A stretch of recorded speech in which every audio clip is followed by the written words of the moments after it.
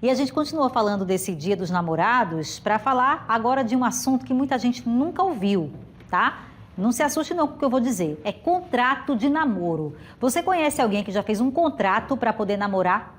Escrito assim as cláusulas do que pode e do que não pode nesse namoro? No namoro, não estou falando no casamento não. Mas existe, viu? Contrato de namoro. Quem vai falar sobre esse assunto com a gente agora, né? Falar do contrato de namoro que está se popularizando no Brasil, é o repórter Alan Garcia. Alan, rapaz, será que aqui alguém já fez esse contrato em Alagoas de namoro, hein, Alan? Eu tô tão curiosa.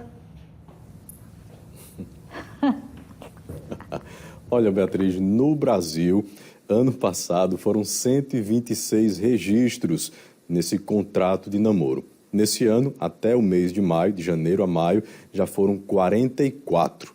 Mas para que serve esse contrato? É para não dividir o bem que um com o outro? Para que serve?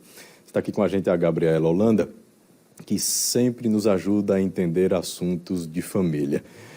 Gabriela, diante desses contratos, para que serve? Como entende a advocacia? Como entende a justiça brasileira diante de um contrato como esse? Boa noite. Boa noite a todos. O contrato de namoro não é nenhuma novidade, apesar de ser crescente a procura por ele. O intuito do contrato de namoro é tentar descaracterizar a união estável. Então, a união estável é uma relação pública, contínua, duradoura, com o objetivo de constituir família. E aí, o contrato de namoro tenta afastar esse objetivo de constituir família. Dizer assim, olha, a gente não vive em união estável, a gente vive em um namoro.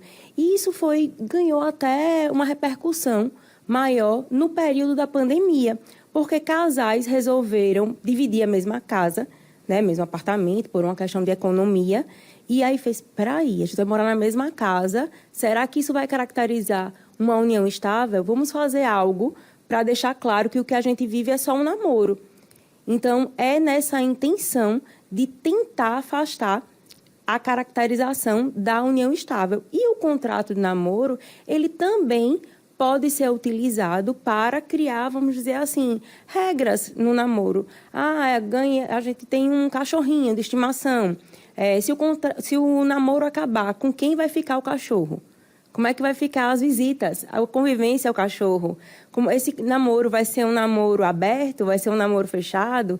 Então, as regras desse namoro, apesar do contrato de namoro, ele não ser um contrato expresso no nosso ordenamento jurídico, ele é considerado um contrato atípico, mas ele é possivelmente possível. Agora, se as partes estiverem de má fé, de fato viverem uma união estável e fizerem um contrato de namoro, esse contrato de namoro ele pode ser invalidado. Como também, vamos supor, que a princípio era só um namoro, fizeram um contrato de namoro para dizer agora é um namoro. E mais na frente aquela relação evoluiu para uma união estável. Então, aquele contrato de namoro ele pode ser invalidado e caracterizado a união estável. O ideal é que quem for fazer um contrato de namoro desse e resolver dar um passo além, transformar aquele namoro em uma união estável ou em um casamento, invalidar, né, o contrato de namoro e registrar, né, a união estável ou realmente casar. Isso é o ideal. Diante dessa... Para muita gente isso é uma novidade, né? Então, assim, pensou no namoro. Você colocou aqui alguns pontos interessantes sobre um casal de namorados que tem um animal. Mas quais são as outras regras que são importantes? Regras não. Quais são as outras opções e alternativas, pontos interessantes que devem ser colocados na tua avaliação como advogada? Aí vai depender da regra do relacionamento. Como eu falei, pode inclusive dizer se aquele namoro, ele é um namoro aberto ou não aceita ter outras relações paralelas, como é que vai se dar, se é até está se discutindo muito o contrato de namoro de um jogador famoso aí, que aí foram criadas regras muito específicas. Até, tipo, sempre que falar eu te amo, coisas bem... É delicado ver a validade disso, até porque como é que você vai comprovar, né, que aquelas palavras foram ditas daquela forma, como é a forma de se comunicar, Então, existem algumas regras que eu acredito que dá para se prever em contrato, como essa questão de um animal de estimação, aonde vão morar, se de repente vão decidir dividir uma casa, mas não é união estável, qual é o tipo de relacionamento, isso é possível, mas coisas mais delicadas fica um pouco mais difícil de comprovar. Perfeito. Muito obrigado, viu?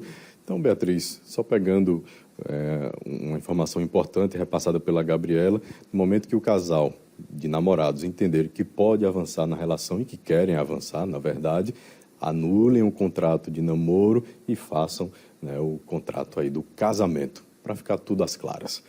Eu volto com você.